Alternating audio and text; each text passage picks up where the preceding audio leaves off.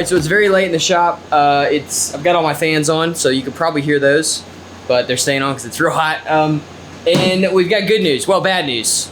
Good news, bad news. Bad news is I think the engine's got to come out, mainly because I've got to look inside the transmission and see what's going on. I played around with it a little bit, tried to get the clutch to engage through the little window that I have, and I just couldn't get it to do anything. My guess is that it's just seized up, and it may even be good, but I went ahead and ordered another clutch just to replace it. If I'm pulling the engine out, I'm gonna replace the clutch. I mean, I might as well, it's gonna be out, and they're 140 bucks for like a good one, so it just seemed like the right thing to do. I don't wanna get it out, get it fixed or whatever, loosened up, and then put it back in the car and the car not drive. I need this car to drive soon, like really, really soon.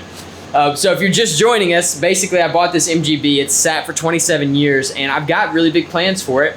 They're gonna be really fun. But before we can get into those, I've got to get this thing running. So first episode we did a floor pan in the rear, replaced all that rust, put a fuel cell in there as well. Next one we did full new brake system. Not brake system, but well, basically, we did a new master cylinder, new front rotors, new front calipers, and new bearings up front. Haven't touched the rear yet, we're going to. That'll be a lot faster and easier. And this episode, and also in the last episode, we found out that the transmission was messed up. I replaced the entire like clutch slave system, which is basically what actuates the clutch when you press the pedal, and it didn't do anything. But it did need to be replaced, so that's, I mean, it's good it's replaced, but we've still got some other issue. And I really think that something is seized up. And so the only real way to solve this problem is to pull this engine out. Luckily it's carbureted, it's old, it's small, so it should come out fairly easy when it comes to engines. The problem is my space is also kind of small, so it's not like an ideal garage for pulling engines, mainly because there's just not a lot of space to maneuver things. So I don't have a ton of room to like get the engine out from underneath the hood. Luckily we have the hood off, so that should make it easier. But we're gonna have to kind of swing it up and out and then rotate it. Maybe open the garage door, I don't know. Another thing is this floor is not very smooth, so that should make it really interesting to do by myself as well. But I'm hopeful, I'm excited. Hopefully I'm still excited and hopeful when this engine is out. So what we gotta do first, we gotta drain some fluids, we're gonna drain the coolant, we're gonna drain the oil. And while that's working, I'm going to start unbolting things. This is not a tutorial. I don't really know what I'm doing, so I'm just gonna like play a time lapse or something and let you guys watch. And hopefully at the end of this time lapse, however much time it is, the engine is coming out of here. Let's do it.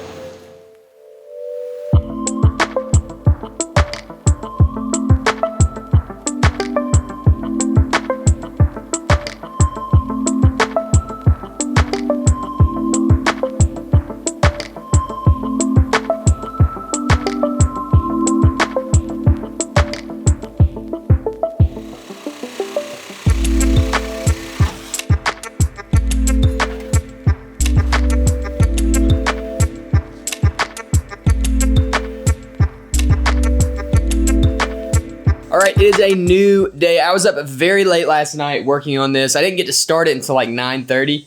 Had to wait for the kids to go to bed. And we were in the shop till like 1:30, and then I had to go edit a video. And so it was just a late night, but I had a lot of fun. And I really would have gotten this thing out if I hadn't have needed to edit, because I was just so pumped the whole time, just so excited. But you can see, we got a lot of stuff moved out of the way. And this is a benefit to doing this on an older engine. You know, you've got maybe 3 things that plug in. Let me think. Distributor, starter. This one had an oil cooler that I broke.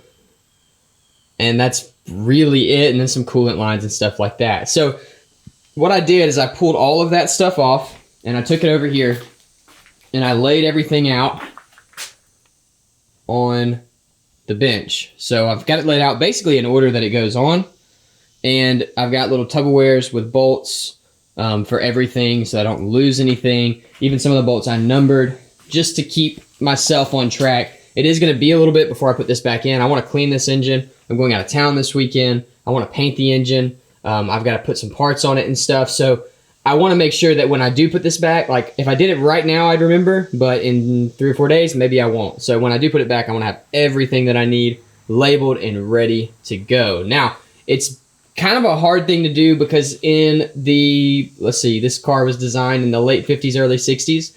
Really everything that was being used were wrenches, and that shows. You've got nuts and bolts that literally can't be accessed but by wrenches. So part of the time, it took me probably 3 hours to get the engine completely disconnected and broken down to this point. That's with removing that's with removing like old rusty bolts and everything, so it could be faster. But a lot of stuff, like the engine mounts and stuff, are made to be done with just wrenches. That's all that'll work. So no sockets. It's much slower, but it can be done. I'm considering this my like first engine to ever pull, especially specifically by myself, first ever. But I have pulled an LS out of a Silverado. The only difference was the wiring didn't matter, so we just cut all the wires off. New engines are not that difficult, honestly. That they're not that difficult to remove, but the issue is the plugs, all the little plastic plugs. They break. They are sometimes hard to get off. A lot of times there's like a trick to them, and if you don't know all those little tricks and stuff, you don't have the right tools or whatever, it gets really hard. This one doesn't have that. Most of the connectors are just like spade connectors, so it's pretty awesome. I really love it. All right, so we've got the engine completely disconnected. If you look down here, it's actually off the mounts. And I'm glad we're doing this because I've got new mounts. We need to replace these. These are worn. But we've got the engine disconnected. I've got it bolted up here to the head and then back here to the bell housing. I don't know if that's a good spot, but it seems strong. And the engine hoist is holding the weight of the engine right now. So what we're gonna do is we're gonna climb under the car. We're gonna unbolt the drive shaft. We're gonna unbolt the transmission mounts, and we are going to disconnect our shift linkages and pull our shift lever knob thing out, and then this thing should just pop right out of here.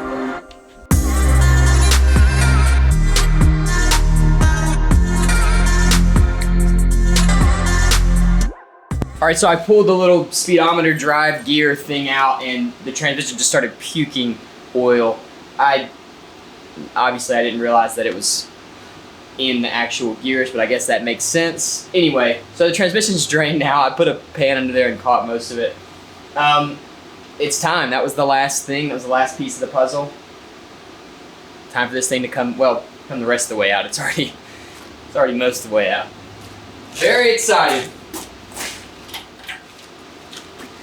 This thing up here is called a load leveler, and what it does is a worm gear, and it moves back and forth. If you're gonna be lifting an engine out of a car, I definitely recommend this. It's so much easier to get everything level. And as you can see, I had to tilt the engine way back to get it out of the car, but now I'm almost to the extent of my lift.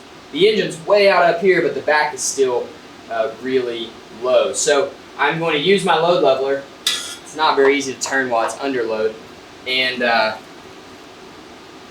going to kind of even the load out so that I can pull this thing and swing it kind of out of the way. The garage door's shut. I can't open it because this is too high, so it's going to be a little bit of maneuvering. But I'm going to let the engine rest right here just a little bit so it'll be easier to level out. Now, ideally here, you would have a friend that could lift up on this while you're trying to level it. My friends are going.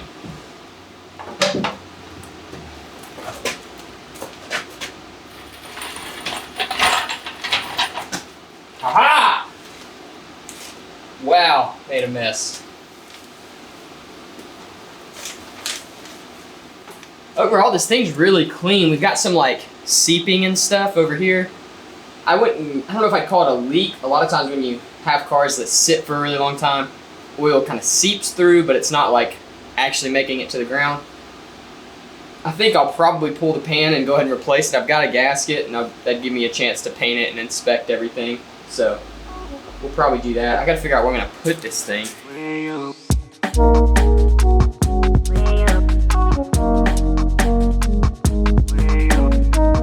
This thing does seem to be moving freely now. It definitely was not moving near that much. And what I'm thinking, based on the color of these splines, it looks like the clutch was just seized up. But we're going to go ahead and replace it, put a fresh one on. I mean, we're already here, might as well. And maybe that'll fix it. And while we're in here, there's just so much crud on this transmission, on this engine. So we're gonna clean everything. I've got a bunch of brake clean. We're gonna take our time and just clean everything, repaint everything. I need to figure out a color for the engine, so comment below what color. But I think that this is a good stopping point for today. I was gonna just keep going and include the painting in this video. I don't know how long this video is gonna be, but this just feels like a good stopping point. So we're gonna stop right here. Thank you guys so much for watching. Let's see what this does. Ugh. I hope this helped you. If nothing else, I know it's not really a tutorial. If you want a tutorial, man, I cannot remember his name. There's a guy on YouTube. I'll link him in the description, and I'm going to put him right here because it helped me out so much. He's probably got 1,000 subscribers. He's probably got 1,000 subscribers, and he has a tutorial for basically replacing every single part of an MG, and it has helped so much. Even for pulling the engine, he had a full tutorial on that, and they're filmed way better than my stuff. So go check him out. Even if you're not into MGs, it's really interesting to watch, and he's super knowledgeable. I can't remember his name. Sorry, dude. But I'll put it right here in the video, and then I'll link it in the description below. Definitely worth a watch. The quality is just awesome. But anyway, if nothing else for this video, I hope this encouraged you. You can get an engine out. Now, whether we can get it back in and get it running, you know, jury's still out. I'm sure we can. But getting it out really is just not that big of a deal. It's just time, you know, it's just time and organization and labeling and all that cool stuff. All right, well, I'm gonna clean this up some and just kind of see what we're working with in here. I guess I will see you guys in the next one.